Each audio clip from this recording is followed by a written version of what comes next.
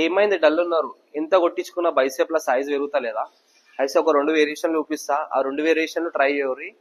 జబర్దస్త్ ఉంటుంది. సైజ్ కాదా, ఆటోమేటిక్ గా మీ బైసెప్ చినిగిపోతుంది. ఏమైంది కన్ఫ్యూజ్ అవుతారా? బైసెప్ వర్కౌట్ అని సిట్టెడ్ రో మిషన్ మీద కూర్చోరని. ఏం కాదు, దీంట్లోనే బైసెప్ వర్కౌట్ ఇటే చేయొచ్చు. నేను చూపిస్తా. బాడీ స్టేబుల్ గా పెట్టి లెగ్స్ అనేవి స్ట్రేట్ పెట్టుర్రి. మళ్ళా హ్యాండ్స్ ఇట్లా కాకుండా పైకి పెట్టి ఇక్కడ లాక్ చేసేయి, ఫుల్ గా కలిసేయి. ఖాళీ బైసెప్ ఒక్కటి ఇన్వాల్వ్మెంట్ ఉండాలి, షోల్డర్స్ ఏం ఇన్వాల్వ్ కాకుండా చూసుకో. ఇట్లా ఫ్లెక్స్ చేసి హోల్డ్ అయ్యి ఒక సెకండ్. బైసెప్ పీక్ అనేది చినిగిపోతుంది. ఇంకోటి కక్కుర్తి వాడి వెయిట్ ఎక్కువ వేసుకోకూరి, లైట్ వెయిట్ నుంచి ట్రై చేయరు.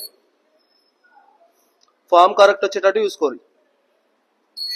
ఇదేదో మిషన్ అనుకునేరు, ఇది మనం బ్యాక్ ఫ్రంట్ లాట్స్ కొడతాం కదా, దీని మీద కూడా బైసెప్ వేరియేషన్ చేయొచ్చు.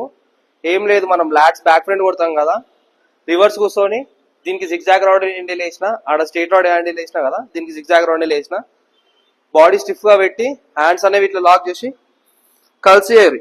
మళ్ళీ దీంట్లో గిట్ట మన షోల్డర్స్ ఇన్వాల్వ్ అవ్వద్దు, అందుకోసం అని లైట్ వెయిట్ నుంచి స్టార్ట్ చేద్దాం. ఫామ్ కరెక్ట్ వచ్చిన తర్వాత ఎంత వెయిట్ అయిన తర్వాత వెయిట్ వేసుకొని బైసెప్ ని ఇంపుర్రి. ఫస్ట్ అయితే లైట్ వెయిట్ కరెక్ట్ ఫామ్ వచ్చేటట్టు చూసుకోరు. మళ్ళీ మజిల్ మైండ్ కనెక్షన్ ఎటో తీసుకోకూరి, మజిల్ మైండ్ కనెక్షన్ పెట్టుర్రి బైసెప్ పైన.